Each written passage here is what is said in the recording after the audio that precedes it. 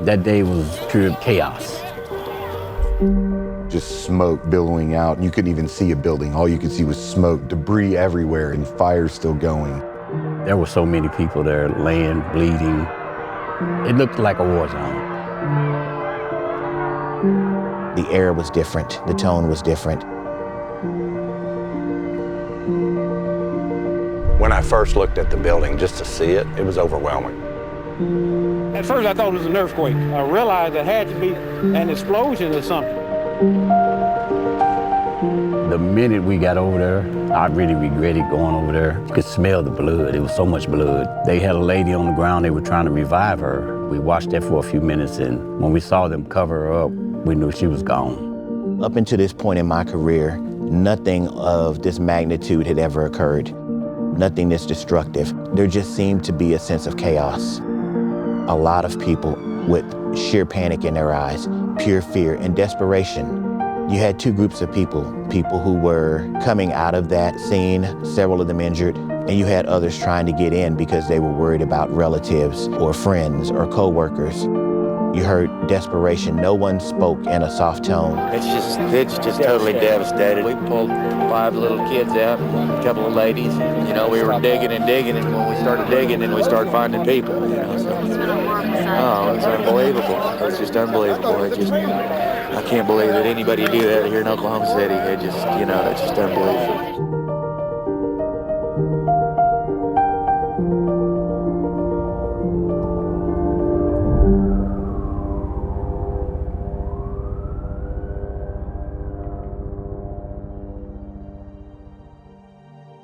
Hello, my name is Kyle Ginzer, and 30 years ago, my mother was killed in the Oklahoma City bombing. Jamie Fialkowski Ginzer was my mother. She was 32 years old at the time of the bombing, and she worked at Federal Employees Credit Union. As a 14-year-old, I'm sitting there thinking, okay, she's gonna be picked up by an ambulance and in the hospital somewhere. She's gonna be one of the people that are bleeding, walking places, but it would be 14 or 15 days before my mom was actually pulled from the building. Even though it's over 30 years now, I can remember it like it just happened a couple of months ago. All of it was new to everybody, of course. But for me, seeing those things that I'd never seen before in my life, didn't have any physical scars from it, but I think I have a lot of emotional. One of the more tragic things was when I realized the last little child that they found at that time was 2 years old, Dominic London. He's my cousin, and he was under a slab of concrete. Yeah, it was devastating.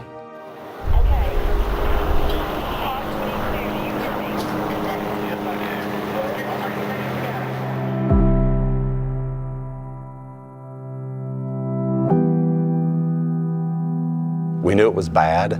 We knew it was going to be bad, but at that point, you're just trying to take it all in and go to work. To me, it's the oath you take. That's what they expect us to do. You just lean in and take care of people. Very early on, residents here in Oklahoma City and in the surrounding area started volunteering and offering things. I believe on that first day, we had just an overflow of resources being offered to assist in any way possible. You could tell that the people that were trying to help people, they were just ordinary people. They weren't medics, they weren't police and fire. They were just citizens that was there to help. Next corner on the right-hand side. I think one of the things we learned quickly in Oklahoma was that neighbors were helping neighbors. We were doing what we normally do that day. And the national media coined this the Oklahoma Standard. It was about service, honor, and kindness. And it was something that they had really never seen in such a horrific act. The locals, the people, would begin to give and protect and defend. To give blood was one thing we could do for our colleagues that we know were trapped in that explosion, and hopefully for the children. We've been here for about 2 hours. We're going to be here for another hour, it looks like. But they need the blood, so that's why we're here. I figure anything that I can do to help. I want to feel like I'm helping somebody. Because every little thing counts. Even though we all have our differences, at least we can come together as one to help someone. It really embodies who we are. It's about taking care of our neighbor. Those are just the things that are ordinary of what we see in our state, our city especially. And there was a lot of people that picked people up and took them in their pickup trucks or cars to hospitals. People somehow just knew what to do, and they did whatever they needed to do. It doesn't matter if you were a doctor, a nurse, a construction person who could bring things, somebody that baked things. Everybody helped, and everybody knew they had to help. Cokes and soft drinks. We're down here just delivering it to everybody. Hamburgers and soft drinks, take your pick. Why are you doing that? Because somebody needs it. We just came here to help. When people talk about the Oklahoma Standard, to me, it has to do with kindness, thoughtfulness, caring about somebody, and not just saying, well, how are you doing, and expecting, oh, fine. Really wanting to know, how are you doing? Oklahoma, it wasn't surprising at all the way they responded. It's predictable if you know the people here. I mean, they're incredible folks before this blast. And maybe if God tests people, it makes sense that he tested Oklahoma because they're the kind of people that could handle it. A very easy thing, I think, to do here in Oklahoma would have been to have a different response and have a response of hate and violence to something so horrific that the immediate response was, how can we help? How can we respond with love and kindness, genuine love and kindness? I think that's pretty incredible. The attitude of the community is extraordinary, I think, in terms of what they're doing to make this situation civilized. President Clinton said it in one of his speeches about when you think that compassion and love are gone, they need to come to Oklahoma. If anybody thinks that Americans are mostly mean and selfish, they ought to come to Oklahoma. If anybody thinks Americans have lost the capacity for love and caring and courage, they ought to come to Oklahoma. Literally, we did not have to pay for anything. In terms of the funeral, we got our college paid for. People go above and beyond for their neighbors, and that's what makes Oklahoma special. I don't know what it is, but it's certainly something about Oklahoma that makes people just innately do that right thing.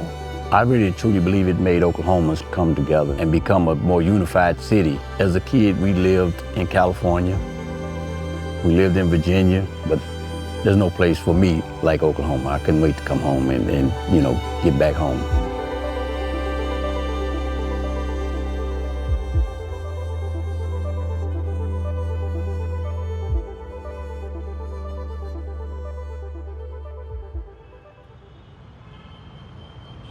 There's been a renaissance in Oklahoma City.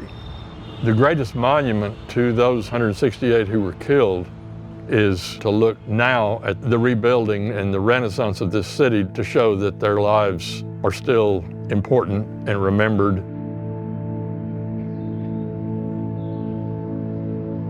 I think it should be memorial. Take the building down and build a beautiful park and let people come and remember the people.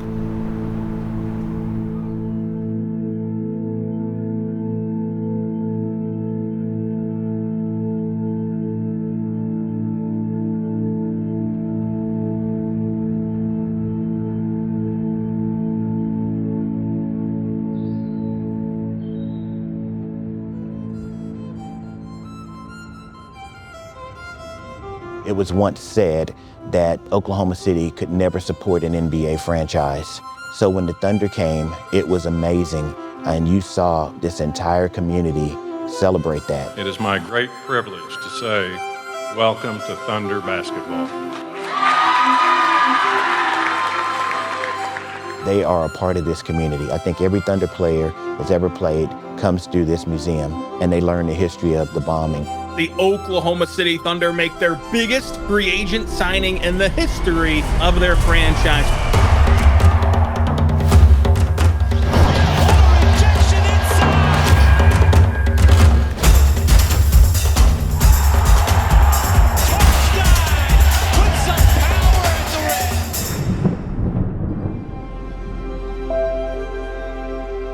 The Hartenstein Foundation and my family really embraced the Oklahoma Standard.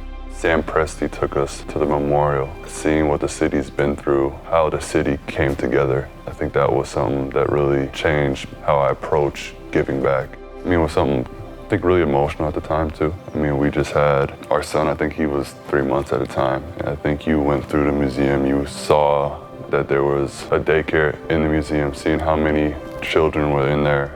It's hard to describe when you have kids of your own and you see something like that. Me and my wife came home and were like, we really have to make an impact on this community. Isaiah, immediately after he got here, took a real interest in the Oklahoma Standard and in the museum. When an NBA player shows up in Oklahoma City and they take that kind of interest, people in Oklahoma City say, wow, if he's interested, we sure ought to be interested. He's really done a great service to the community. We just could not be more honored and more blessed that Isaiah and his family through the Isaiah Hartenstein Foundation have helped bring this to reality. This is just so meaningful for us to be able to bless this particular club with such a wonderful court. So it is my distinct honor and privilege and delight to introduce you to Isaiah Hartenstein. He's come to embrace the culture here in Oklahoma City. It is not all about the money. It's not all about basketball. It is about the people. And I have seen him in the community do so many things.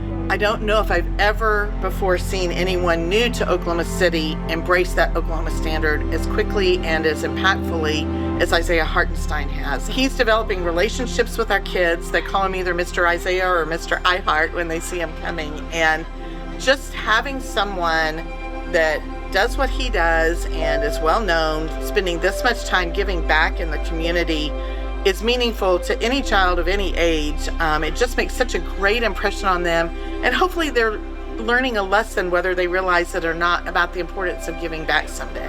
One of the most amazing things is that he has come here so many times and has formed relationships with the kids that it's wonderful when he comes back and he recognizes them and they know who he is. So we had one of our kiddos that just walked up to him and said, "Hey, I know who you are." And he said, "Yeah, I'm Isaiah, I play for the Thunder." He said, No, you were here at Halloween." So it's a really sweet little moment. I just wanted to make sure I could give back, but also in a meaningful way.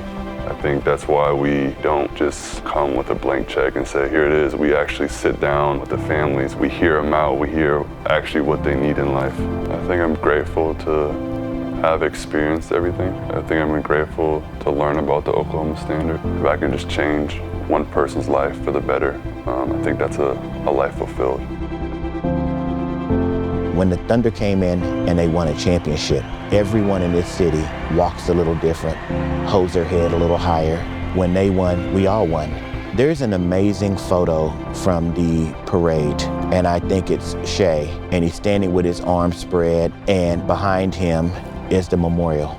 Thousands of people around celebrating, and there's our history right there in the background. It was important that when there was a parade, that they would come by the memorial so they could emphasize what years of light look like and what they've culminated in and where we can go moving forward. It is the great story of triumph over tragedy, and it took everyone to get to that moment of triumph. In the end, hope wins. It's amazing how Oklahoma's darkest day turned into light. The Oklahoma Standard has to be emphasized for every generation. It's simply about caring about the person standing next to you, caring about your neighbor and caring about your community. And if we don't have that, we'll sink back into darkness. We want to keep that light going. And the only way to do that is to educate that next generation and make sure they understand and carry on that standard for generations to come.